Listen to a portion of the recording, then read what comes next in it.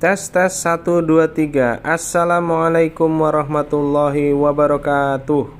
Alhamdulillah, kembali lagi di channel kesayangan kita, belajar membaca kitab gundul 300 menit. Pada kesempatan yang lalu kita telah membahas 3 rumus sekaligus, yaitu rumus isim bertemu dengan isim, yaitu isim ma'rifat bertemu nakiroh, isim nakiroh bertemu isim ma'rifat, dan terakhir adalah isim makrifat bertemu dengan isim makrifat. Nah, sekarang pada kesempatan kali ini kita akan lanjut ke rumus yang keempat, rumus nakiroh bertemu nakiroh. Dan mungkin akan kita sekalian bahas rumus kelimanya, nakiroh bertemu nakiroh sifat, insya Allah. Stay tune terus pemirsa di rumah dimanapun berada. Kita lanjutkan pelajaran kita, yaitu rumus isim nakiroh bertemu dengan nakiroh. Zoom out. Ya, rumus nakiroh bertemu nakiroh ini tidak perlu kita khawatir, karena sebenarnya rumus ini sama dengan rumus 2 polanya. Coba kita lihat balik ke rumus 2. Nah, ini dia. Ya, rumus 2, nakiroh bertemu dengan ma'rifat, yang isim ma'rifat dibaca jer. Sedangkan dalam rumus 4 ini, nakiroh bertemu nakiroh, yang nakirohnya sama dibaca jer. Langsung saja contohnya. Ya, di sini ada kolom, ada tabel-tabel. Amil, tanpa amil, amil nasab, amil jer. Oh iya, kita juga khusus episode ini kita pakai tampilan potret ya, supaya teman-teman semuanya, pemirsa di rumah dimanapun berada, ketika membuka handphone, membuka video ini langsung ketemu tampilan potret. Biasanya kita pakai landscape ya. Nanti kira-kira enak potret atau enak landscape ya, silahkan komen di kolom komentar, supaya kita akan jadi lebih baik video-video berikutnya untuk supaya nyaman dalam belajar. Cuma kita coba dulu nih mode potret, kira-kira enak nggak buat belajar seperti ini ya. Tuh. Nah, oke. Lihat langsung tabelnya di situ, amil, tanpa amil, amil nasab, dan amil jer. Seperti biasa, nakiroh yang pertama mengikuti amil. Apabila tanpa amil kita baca kitabu. Apabila ada amil nasab kita baca inna kitaba. Apabila ada amil jer kita baca fi kitabi. Kitabu, kitaba, kitabi. Kitabu, kitaba, kitabi. Nah, sedangkan isim nakiroh yang kedua pasti dibaca jer. Langsung saja contohnya, kitabu tilmidin. Kitabu tilmidin. Inna kitabat tilmidin. Fi kitabi tilmidin. Nah, ini adalah bentuk yang berubah atau sesuai dengan amil. Yang pertama tidak ada amil, maka dibaca kitabu atau rofa. Yang kedua ada amil nasab inna, maka dibaca inna kitaba, yaitu nasab. Sedangkan yang ketiga tentu dibaca jer karena ada amil jer fi kitabi. Sedangkan isim nakiroh yang kedua itu harus dibaca ya, harus dibaca jer. Kitabu tilmidin, inna kitabat tilmidin, fi kitabi tilmidin. Isim nakiroh yang pertama itu sesuai amil, isim nakiroh yang kedua pasti dibaca jer. Tentu mudah sekali ya. Di sini ada catatan. Ada catatan yang harus kita lihat. Ada 3 catatan di sini. Teman-teman pemirsa di rumah dimanapun berada bisa baca di atas tabel ini. Ya, isim nakiroh kedua dibaca jer. Sudah ya, tadi sudah kita bahas. Isim nakiroh yang pertama dibaca seperti rumus-rumus sebelumnya, yaitu bergantung pada amil yang menyertai. Sudah ya, tadi kita sudah bahas juga. Nah, yang ketiga ini, nakiroh pertama tidak boleh tanwin. Nah, inilah kenapa kita terkadang kesulitan memahami atau untuk membaca kitab gundul karena tidak ngerti rumus ya yang seperti ini ya. Jadi nakiroh pertama itu tidak boleh tanwin. Contohnya kitabu, inna kitaba, fi kitabi. Harusnya secara normal isim nakiroh itu dibaca tanwin, kitabun, inna kitaban, fi kitabin.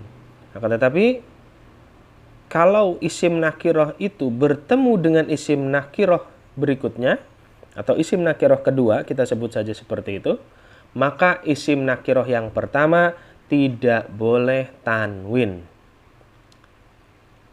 Kitabu tilmidin, inna kitaba tilmidin, fi kitabi tilmidin. Ini salah satu contoh saja. Dan contoh-contoh berikutnya banyak, nanti akan kita temukan di halaman-halaman selanjutnya ya.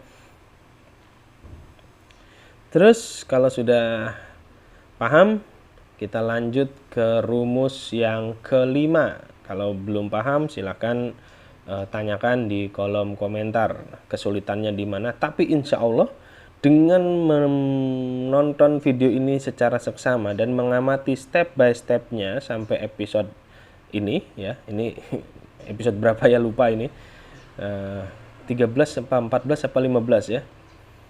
Ini kita tidak akan kesulitan insya Allah karena semua step-stepnya kita sudah cicil dari episode 1 sampai episode yang sekarang, yaitu rumus nakiroh bertemu nakiroh.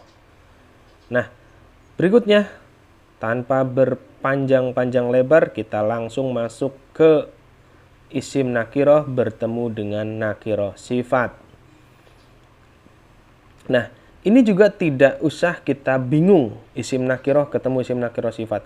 Ini sebenarnya adalah bentuk yang sama rumusnya dengan rumus 3, yaitu makrifat bertemu makrifat.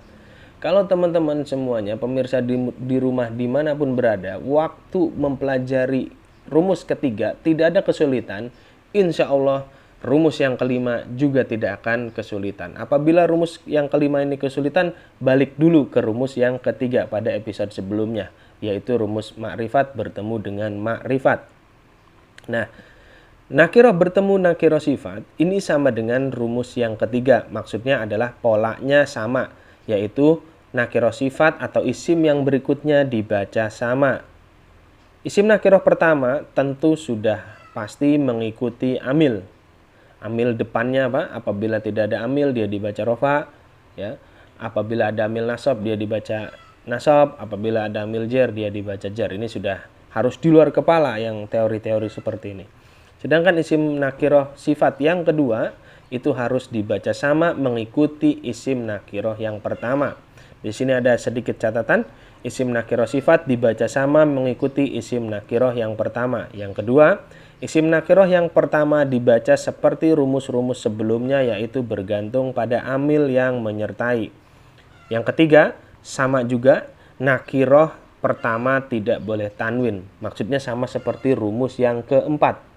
Ya, pada rumus yang keempat, nakiroh pertama tidak boleh tanwin. Pada rumus yang kelima, nakiroh pertama juga tidak boleh tanwin. Kenapa seperti itu? Ya memang sudah rumusnya seperti itu, kita tinggal menghafalkan dan mengaplikasikannya dalam sebuah rumus gabungan isim. Catatan penting, sebelum mengaplikasikan atau menerapkan rumus yang kelima ini, yaitu rumus nakiroh sifat, kita harus bisa membedakan antara nakiroh sifat dan nakiroh non sifat dan menghafalkan ciri-cirinya pada tabel berikut. Nah, inilah tabel ciri-ciri nakiroh sifat yang kita akan bahas pada kesempatan yang akan datang ya. Jangan banyak-banyak. Kita akan fokus di dua rumus ini pada kesempatan kali ini, yaitu rumus nakiroh bertemu dengan nakiroh dan rumus nakiroh bertemu dengan nakiroh sifat. Sebelum kita tutup, kita review sebentar 1 menit ya, 1 menit atau lebih, yaitu rumus keempat, nakiroh bertemu nakiroh yang kedua dibaca jer. Sedangkan rumus kelima, nakiroh bertemu nakiroh sifat, yang sifatnya akan kita pelajari pada kesempatan yang akan datang, insya Allah. Ya, nakiroh pertama mengikuti amil depannya, nakiroh sifat tentu dibaca sama dengan nakiroh yang pertama. Alhamdulillahirobbilalamin, kita berhasil menguasai 5 rumus sekarang kita punya ya. Jadi 5 rumus isim tentunya kita sekarang sudah menguasai satu persatu. Insya Allah tidak ada kesulitan dalam mengaplikasikannya, tentunya sesuai dengan step-step yang telah kita pelajari. Insya Allah pada kesempatan yang akan datang kita selalu diberikan kesehatan untuk selalu bisa melanjutkan pelajaran kita, yaitu dalam kitab 300 menit belajar membaca kitab Gundul. 4 kali 4 sama dengan 16, sempat nggak sempat jangan lupa di like, subscribe, and share kepada teman-teman supaya makin banyak yang gabung untuk belajar membaca kitab Gundul. Thank you very much for watching. Wassalamualaikum warahmatullahi wabarakatuh.